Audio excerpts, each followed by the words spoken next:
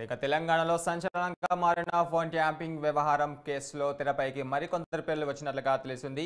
ఒక మీడియా సంస్థ నిర్వాహకుడి ఇంట్లో సోదాలకు వెళ్లారు పోలీసులు. ఈ నేపథ్యంలో జూబ్లీహిల్స్ రోడ్ నెంబర్ 78లోని శ్రవణ్ రావు ఇంటికి పోలీసుల బృందం వెళ్లింది. ఇక శ్రవణ్ రావు ఈ నెల 9నే విదేశాలకు వెళ్ళినట్లుగా గుర్తించారు. ఇక ప్రణీత్ కు శ్రవణ్ కు మధ్య జరిగిన వాట్సాప్ చాట్లను లభ్యం చేసినట్లుగా తెలుస్తుంది.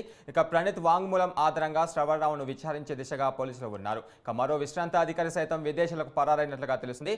ఇక ఈ నేపథ్యంలోనే నాగోల్ వంతెన కింద మూసీ నదిలో 6 హార్డ్ డిస్క్ల శకలాలకు స్వాధీనం చేస్తున్నట్లుగా పోలీసులు వెల్లడించారు. ఇక డేటా డిక్లరేషన్ పై దర్యాప్తు సంస్థ బృందం దృష్టి పెట్టింది. 2 విశ్రాంత ఉన్నతాధికారులు, మరో 2 అదనపు ఎస్పీల పాత్రపైన పోలీసులు ఆరా తీస్తున్నారు.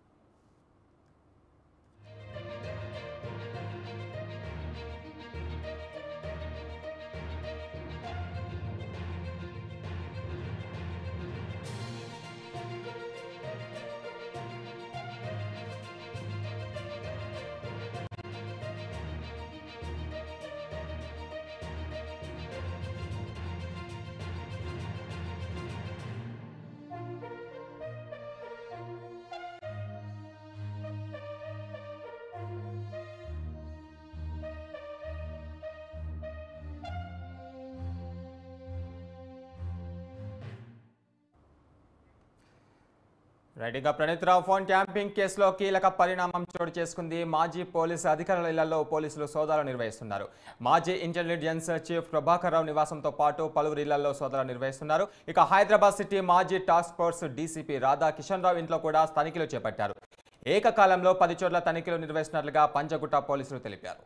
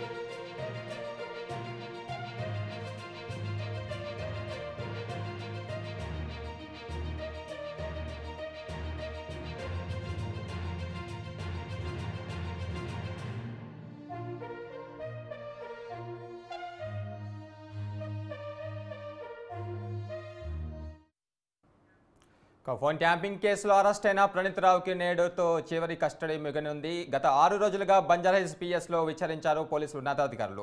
ఇక ప్రణీత్ రావు నుండి కీలక సమాచారం రాబట్టినట్లుగా అధికారులు వెల్లడించారు. వికారాబాద్ అడవుల్లో పడేసిన హార్డ్ డిస్క్ల కోసం ఇంకా వేట కొనసాగుతుంది. ఇక నేడు 7వ రోజు విచారణ పూర్తి కాగానే కోర్టుకు తరలించే ప్రయత్నంలో పోలీసులు ఉన్నారు.